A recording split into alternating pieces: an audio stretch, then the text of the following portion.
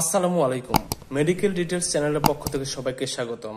বরাবরের মতো আজকেও চলে আসলাম নতুন একটি প্রোডাক্ট নিয়ে, Pentonix tablet. Pantoprazole sodium hexahydrate 20 milligram. It is manufactured by Incepta pharmaceutical limited. ট্যাবলেটের মূল্য, প্রতি ট্যাবলেটের দাম 60 টাকা। যে সকল নির্দেশনা রয়েছে এই ট্যাবলেটের মধ্যে, যে সকল ক্ষেত্রে অ্যাসিড নিঃসরণ বাধাগ্রস্ত হলে উপকার পাওয়া যায় পেন্টোপ্রাজল সেই সকল ক্ষেত্রে নির্দেশিত, যেমন peptic ulcer disease, gastro oesophageal reflux disease, non steroidal ও ইনফ্লামেটরি ড্রাগস দ্বারা সৃষ্ট আলসার, জোলিঞ্জার এলিসম সিন্ড্রোম। মাত্রা ও সেবনবিধি, বিনাইন মারাত্মক নয় এমন গ্যাস্ট্রিক আলসার দৈনিক সকালে 40 মিলিগ্রাম করে 4 সপ্তাহ পর্যন্ত পুরোপুরি নিরাময় হলে আরও 4 সপ্তাহ পর্যন্ত গ্রহণ করতে হবে। গ্যাস্ট্রো ইসোফেজিয়াল রিফ্লাক্স ডিজিজ দৈনিক সকালে 20 থেকে 40 মিলিগ্রাম করে 4 সপ্তাহ পর্যন্ত পুরোপুরি নিরাময় না হলে আরও 4 সপ্তাহ পর্যন্ত দৈনিক 20 মিলিগ্রাম করে গ্রহণ করতে হবে, যা দৈনিক 40 মিলিগ্রাম পর্যন্ত বৃদ্ধি করা যেতে পারে।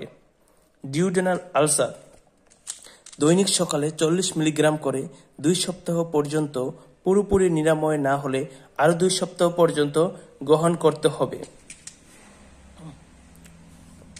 জোলিঞ্জার এলিসন সিন্ড্রোম প্রারম্ভিক মাত্রায় দৈনিক 80 মিলিগ্রাম, যা থেরাপিউটিক কার্যকারিতার ভিত্তিতে পুনর্নির্ধারণ করা যেতে পারে। বয়স্কদের সর্বোচ্চ মাত্রা দৈনিক 40 মিলিগ্রাম, দৈনিক মাত্রা 80 মিলিগ্রাম এর উপর হলে দুটি বিভক্ত মাত্রায় গ্রহণ করতে হবে। প্রতি নির্দেশনা, যে কোনো উপাদানের প্রতি রোগীর অতি সংবেদনশীলতার ক্ষেত্রে পেন্টোপ্রাজল ব্যবহার প্রতি নির্দেশিত। পার্শ্ব প্রতিক্রিয়া, অল্পমেয়াদী ও দীর্ঘমেয়াদী চিকিৎসার ক্ষেত্রে পেন্টোপ্রাজল অত্যন্ত সহনীয়। সাধারণ পার্শ্ব প্রতিক্রিয়া হচ্ছে মাথা ব্যথা, ডায়রিয়া। দুর্লভ পার্শ্ব প্রতিক্রিয়ার মধ্যে রয়েছে তলপেট ব্যথা, বায়ু উদ্গীরণ, র্যাশ, নিদ্রাহীনতা এবং হাইপারস্লামিয়া।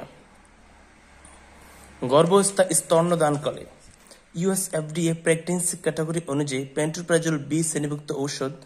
গর্ভাবস্থায় ব্যবহারে এখন পর্যন্ত এটির কোনো সুনিয়ন্ত্রিত ও পর্যাপ্ত তথ্য নেই, কারণ প্রাণীজ প্রজনন গবেষণা সর্বদা মানবদেহে কার্যকারিতার সম্বন্ধে পূর্ণ ধারণা দেয় না।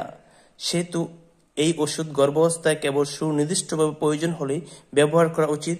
পেন্টোপ্রাজল স্তন্যদুগ্ধে নিশ্চিত হয়, সুতরাং মায়ের উপর ওষুধের প্রয়োজনীয়তার কথা বিবেচনা করে ওষুধ সেবন বা বন্ধ করার সিদ্ধান্ত নিতে হবে। সতর্কতা, পেন্টোপ্রাজল ট্যাবলেট ভাঙা, চিবানো বা গুঁড়া না করে খাওয়ার ব্যাপারে সতর্কতা থাকতে হবে। দীর্ঘদিন পেন্টোপ্রাজল সেবনে সায়ানোকোবালামিন, যার অপর নাম ভিটামিন B12 এর অপর্যাপ্ত পরিশোধন হতে পারে অথবা অস্টিওপোরোসিস জনিত সমস্যার ঝুঁকি হতে পারে। সংরক্ষণ, আলো ও তাপ থেকে দূরে শুষ্ক স্থানে রাখুন, শিশুদের নাগালের বাইরে রাখুন। আজকে এ পর্যন্ত। যারা আমার চ্যানেলটিকে এখনো সাবস্ক্রাইব করেননি তারা সাবস্ক্রাইব করে বেল বাটনে চাপ দিয়ে দিন, যাতে পরবর্তী ভিডিও সবার আগে আপনি পেতে পারেন। সবাই ভালো থাকবেন, সুস্থ থাকবেন। আসসালামু আলাইকুম।